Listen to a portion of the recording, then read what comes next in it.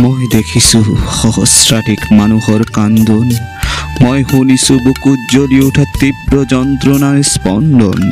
শিঙৰি উঠে কাৰ্ণম, যেন আত্মাৰ সৈতে আত্মাৰ বিয়োজন।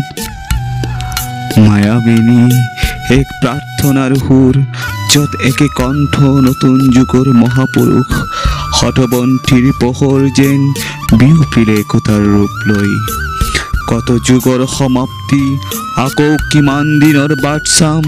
বহু অহংকাৰী চূৰ্ণ বিচূৰ্ণ, শলাগৰ জয়গানত মানৱীয় যন্ত্ৰণাৰ শেষ প্ৰাপ্তি।